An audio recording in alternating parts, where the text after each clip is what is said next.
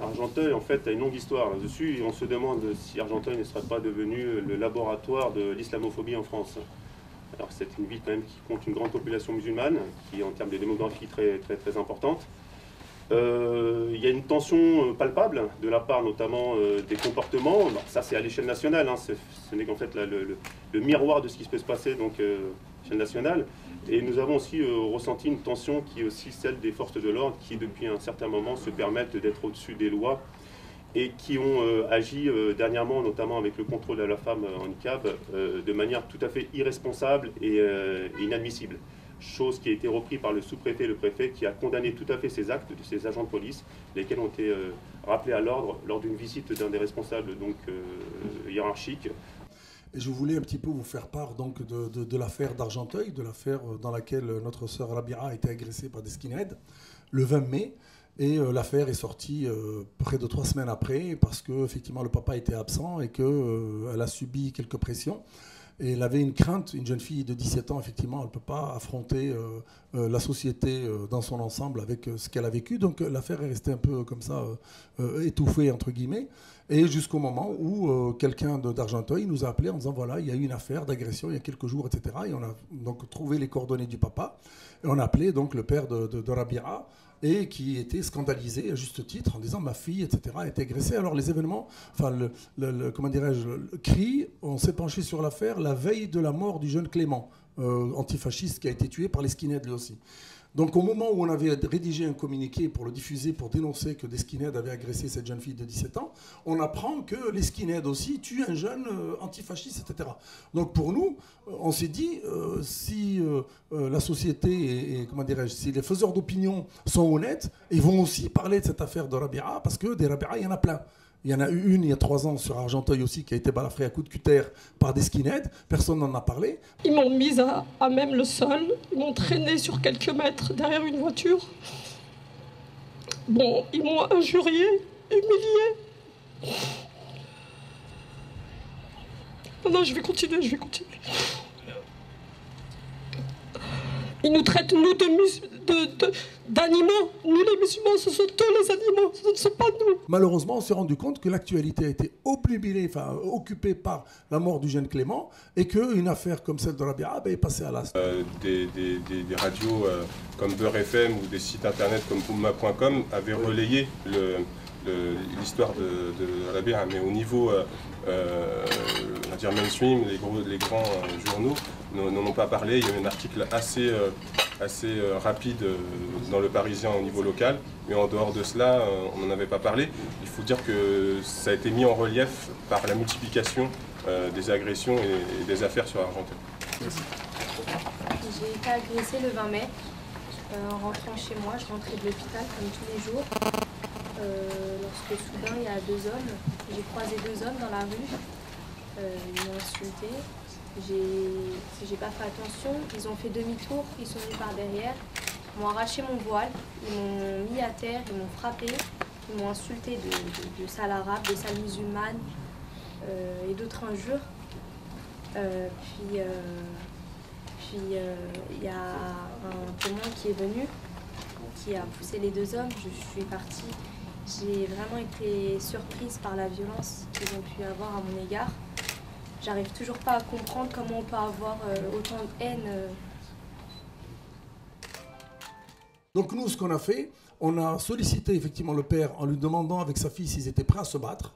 Et nous ont effectivement affirmé qu'ils étaient prêts à se battre, qu'ils ne voulaient pas que ça se reproduise et qu'ils ne voulaient pas que cette agression passe à la trappe, comme toutes les autres, comme 95% des agressions et des profanations de cimetières et de mosquées. Pour moi, l'enquête n'a jamais abouti. J'ai pas eu de suite. Mais alhamdoulilah, je continue le combat pour les sœurs qui se sont fait récemment agresser. Et pour le futur, Inch'Allah, pour nos enfants, nos petits-enfants, Inch'Allah, bi'idhnillah. Moi, je suis française, je suis musulmane, j'ai le droit à ma dignité. Donc je veux vraiment qu'on attrape les coupables, qu'on les punisse et que ça n'arrive plus à personne. Donc stop à l'islamophobie. Et on lui a dit, ben, nous, on est prêts à vous accompagner. Si vous êtes prêts à vous battre, on est prêts à vous accompagner en tant que CRI, avec toutes les personnes de bonne volonté. Donc, on a effectivement sollicité notre avocat, donc Hosni Mati, sur Paris. Aujourd'hui, avec cette ouverture d'information judiciaire, nous savons que d'un point de vue de la technique, soit policière ou de la technique juridique, c'est-à-dire en termes de capacité d'action, nous avons ce qui se fait de mieux, c'est-à-dire on a une ouverture d'information judiciaire. Ce qui pose question, effectivement, c'est que, notamment pour ce qui est de la première agression, donc de la jeune Rabia, qui était mineure, qui est toujours mineure d'ailleurs, elle a clairement dit qu'elle avait été agressée et qu'elle avait été insultée de sale arabe et de sale musulmane. Et dans, finalement, les chefs de poursuite éventuels contre une personne que l'on recherche tout le temps, le caractère discriminatoire, en tout cas les propos xénophobes, me semble-t-il, n'ont pas été retenus puisqu'on parle de violence en réunion. Pour ce qui est de la deuxième deuxième ouverture d'information judiciaire, qui n'a pas encore débouché sur une mise en examen, puisque personne n'a été interpellé et mis en examen dans ces deux dossiers, donc ce sont des violences volontaires aggravées. Donc concrètement, ça veut dire quoi? Ça veut dire que parmi les éléments sur lesquels il va falloir éventuellement travailler, je le dis au conditionnel parce que je n'ai pas encore vu le dossier, mais tout cela est encore très récent, vous le comprendrez donc, il semblerait qu'il faille également se battre pour qu'on réfléchisse à cette piste-là, mais de toute évidence, cela ne pourra être avéré et mis en exergue et démontré que lorsque les agresseurs auront été retrouvés. Et de ce point de vue-là, il me semble qu'à ce jour, tous les moyens sont mis en œuvre pour aboutir à l'interpellation des agresseurs. La seule question qu'on se pose finalement, c'est dans l'appréhension des faits tels qu'ils se sont déroulés et quant au caractère islamophobe de ces faits. Pour les habitants d'Argenteuil, comme pour les victimes, il ne fait pas l'ombre d'un doute que ces agressions ont un caractère islamophobe. Donc il est vrai, comme le disait Kamel tout à l'heure, qu'on a senti une évolution dans la sémantique, c'est-à-dire que le champ lexical des autorités locales, en tout cas, évolue avec une reconnaissance du terme islamophobie, c'est-à-dire qu'il y a encore quelques semaines, certains se posaient la question de savoir si l'islamophobie existait ou pas, si c'était un terme qui avait été inventé récemment, etc., comme si derrière il y avait des préoccupations politiques.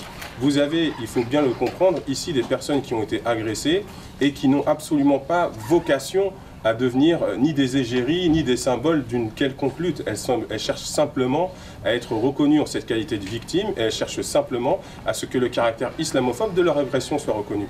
Après, qu'il y ait des associations qui se saisissent de l'affaire parce que c'est leur vocation et qu'elles veillent justement à ce que ce genre d'acte n'existe plus, à l'instar de toute forme de discrimination, eh bien cela doit être entendu et également respecté. Et c'est un petit peu finalement la problématique dans laquelle on peut être du point de vue de l'analyse sociologique, parce que si on observe un petit peu ce qui se fait, on avait le sentiment dans un premier temps que tout était fait pour atténuer le caractère islamophobe. Moi, j'insiste pour dire que dans un premier temps, ma cliente me l'a dit, reconfirmé, son père qui est présent pourra vous le reconfirmer, dans un premier temps, on lui a clairement dit, surtout n'en parlez pas, ça risque de faire des émeutes sur Argenteuil, et n'en parlez pas à la communauté musulmane. Comme si les musulmans ne pouvaient s'exprimer qu'à travers la violence, et même s'il y a eu des débordements ici ou là, dans le cadre de ce rassemblement spontané, le message de la grande majorité des musulmans a toujours été: soyons dignes, ne donnons pas à nos adversaires ou à nos agresseurs une quelconque possibilité de nous contester notre légitime bataille, en quelque sorte, pour la reconnaissance du caractère discriminatoire et islamophobe de ces actes. Depuis des années déjà, même mon agression, je me faisais insulter, mais je laissais couler. Mais là, passer à l'acte, c'est devenu de plus en plus grave. Il faut réagir, réagir, réagir, Inch'Allah.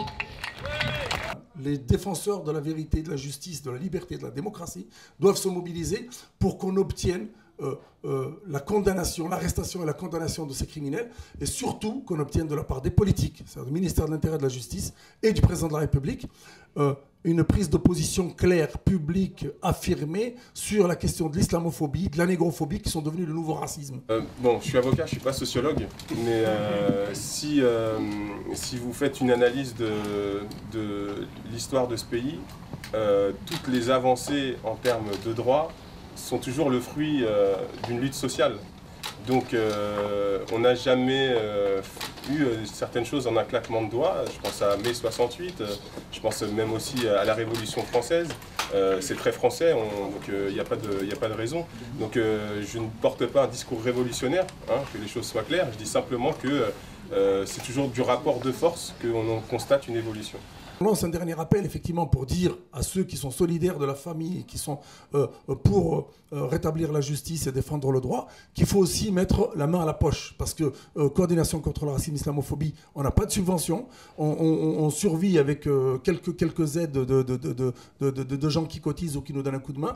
Donc on a besoin effectivement d'une aire de la guerre parce que les avocats, ça coûte cher. Et en face de nous, si on arrive à retrouver les coupables, il va y avoir des procédures, il va y avoir des appels, il va y avoir peut-être d'autres procédures par la suite qui sont coûteuses. Et il faut soutenir psychologiquement, financièrement et politiquement cette affaire-là pour que ça ne se reproduise plus.